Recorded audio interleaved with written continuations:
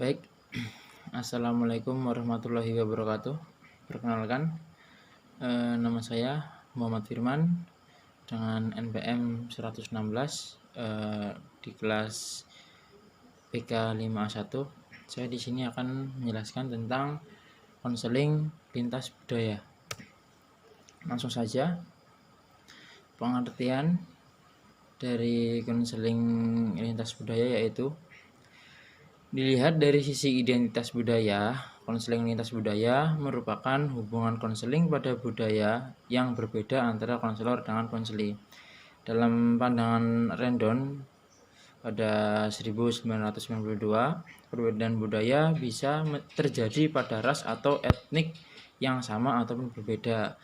Konseling lintas budaya adalah sebagai hubungan konseling yang melibatkan para peserta yang berbeda etnik atau kelompok-kelompok minoritas, atau hubungan konseling yang melibatkan konselor dan konseli yang secara rasial dan etnik sama tetapi memiliki perbedaan budaya yang dikarenakan variabel-variabel lain. Nah, kalau menurut Deddy Supriyadi pada 2001 mengajukan alternatif untuk keefektifan konseling.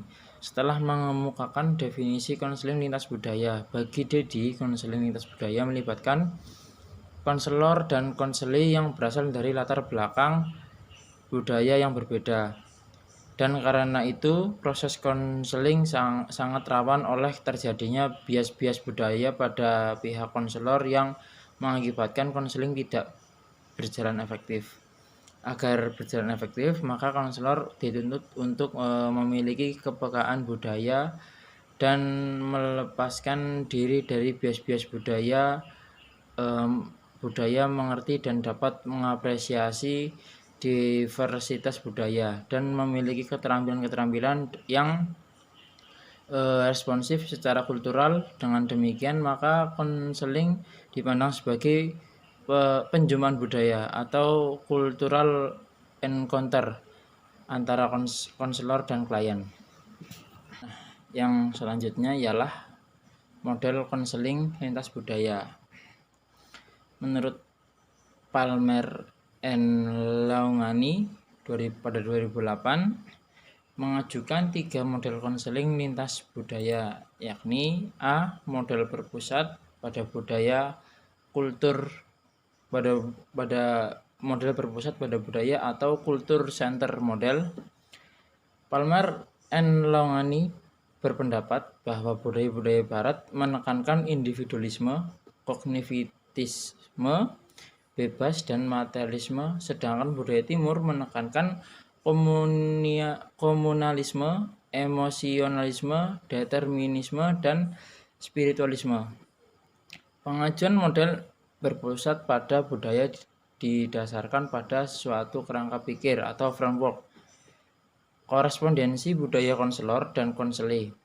Diyakini seringkali terjadi ketidaksejalanan antara asumsi konselor dengan kelompok-kelompok konseli tentang budaya, bahkan dalam budayanya sendiri. Konseli tidak mengerti keyakinan-keyakinan pada budaya yang fundamental. Konselornya demikian pula. Konselor tidak memahami keyakinan-keyakinan budaya konselinya, atau bahkan keduanya tidak memahami dan tidak mau berbagi keyakinan-keyakinan budaya mereka. Oleh sebab itu, pada model ini budaya menjadi pusat perhatian. Artinya, fokus utama model ini adalah pemahaman yang tepat atas nilai-nilai budaya yang telah menjadi keyakinan dan menjadi pola perilaku individu. Dalam konseling ini, penemuan dan pemahaman konselor dan konseli terhadap akar budaya menjadi sangat penting. 2 yaitu model integratif atau integratif model.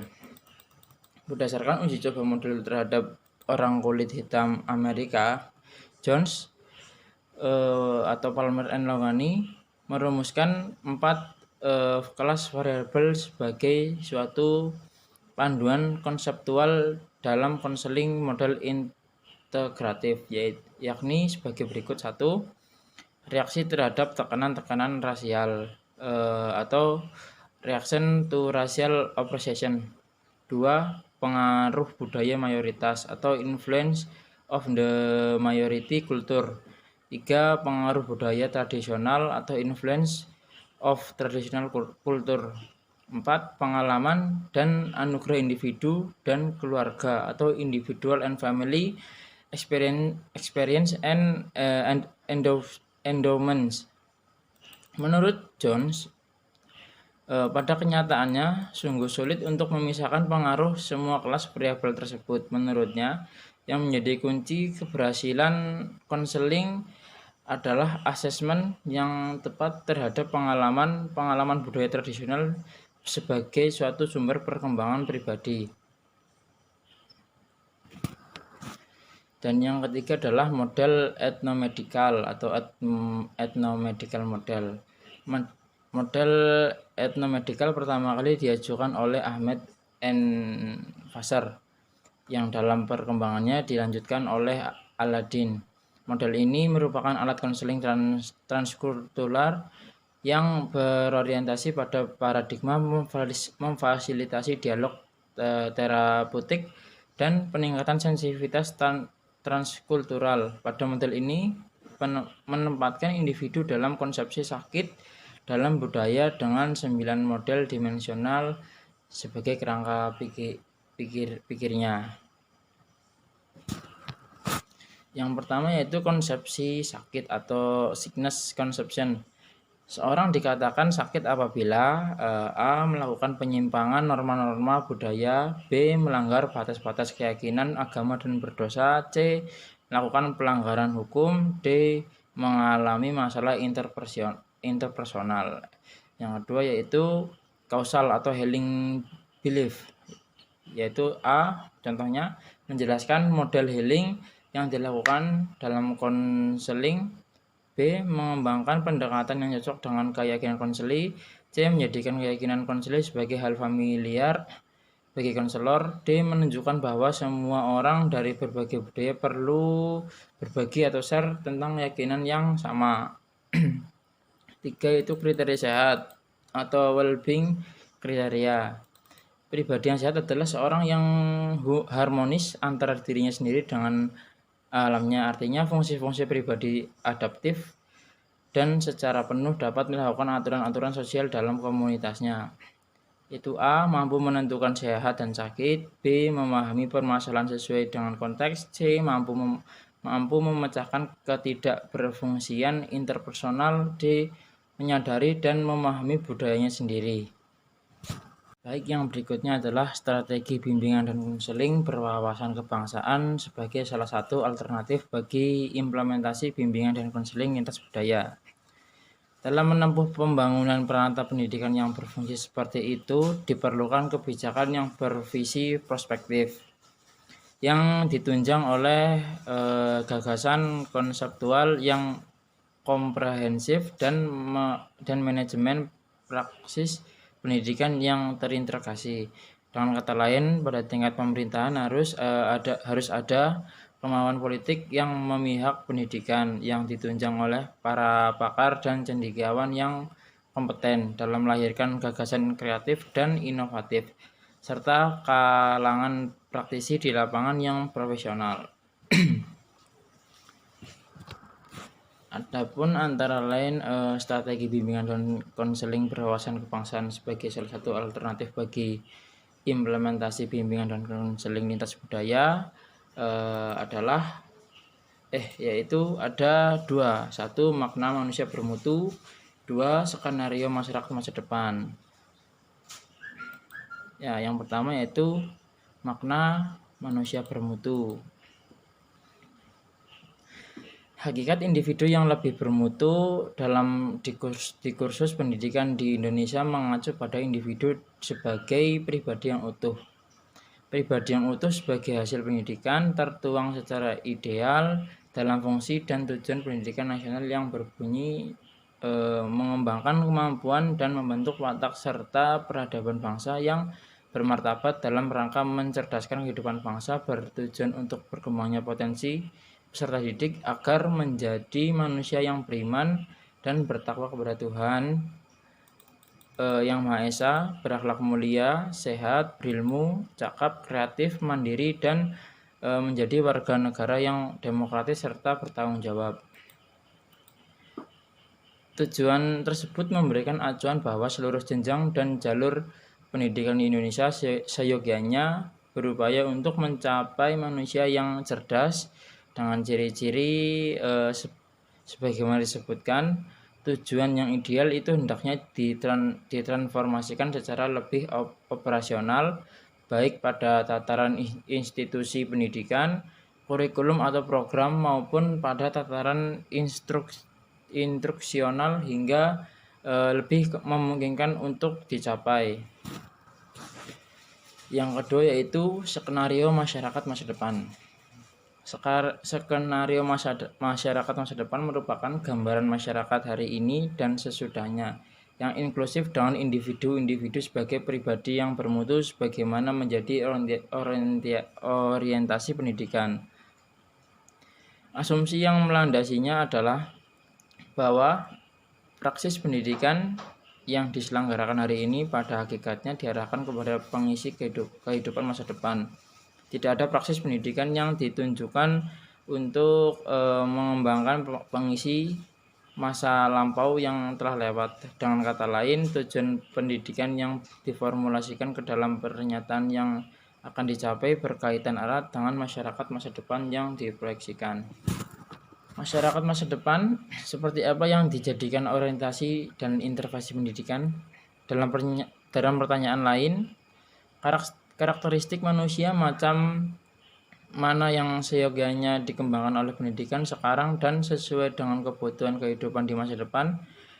Para ahli memprediksikan bahwa di masa depan itu akan terwujud suatu masyarakat modern yang berbeda dengan masyarakat tradisional. 2. Global yang berhadapan dengan masyarakat dalam adegan lokal atau nasional. Baik contohnya itu 1. Karakteristik masyarakat dan manusia modern. Perubahan lingkungan alam yang dialami manusia modern dapat diringkas dengan mempergunakan beberapa istilah pokok berikut. 1. Urbanisasi, 2. Pendidikan, 3. Politikasi, 4. Komunikasi massa, dan 5. Industrialisasi. Istilah-istilah tersebut menunjukkan perbedaan antara manusia modern dengan nenek moyangnya yang hidup dalam masyarakat tradisional, yang banyak bekerja di ladang sebagai petani, sementara manusia modern lebih banyak dipekerjakan dalam suatu perusahaan besar dan produktif berdasarkan pemakaian sumber tenaga secara besar-besaran dan teknologi yang telah maju. Baik, yang selanjutnya yaitu pendekatan konseling lintas budaya. Sedikitnya ada 3 pendekatan dalam konseling lintas budaya. Pertama, pendekatan universal atau etik yang menekankan inklusivitas, komunalitas atau keuniversalan kelompok-kelompok. Kedua, ada pendekatan emik atau kekhususan budaya yang menyoroti karakteristik khas dari populasi spesifik dan kebutuhan konseling khusus mereka. Ketiga, pendekatan inklusif atau transkultural. Pendekatan konseling transkultural mencakup komponen berikut. 1. Sensitivitas konselor terhadap variasi-variasi dan bias budaya dari pendekatan konseling yang digunakannya. 2. Pemahaman konselor tentang pengetahuan budaya konselingnya. 3. Kemampuan dan komitmen konselor untuk mengembangkan pendekatan konseling yang merefleksikan kebutuhan budaya konseling. 4. Kemampuan konselor untuk menghadapi peningkatan kompleksitas lintas budaya. Dan selanjutnya yaitu ada asumsi-asumsi yang mendasari pendekatan konseling transkultural sebagai berikut. 1. Semua kelompok-kelompok budaya memiliki kesamaan kebenaran untuk kepentingan konseling. 2. Kebanyakan budaya merupakan musuh bagi seseorang dari budaya lain. 3. Kelas dan gender berinteraksi dengan budaya dan berpengaruh terhadap konseling. Dan sekian video yang dapat saya sampaikan. Apabila ada salah, saya mohon maaf. Wassalamualaikum warahmatullahi wabarakatuh.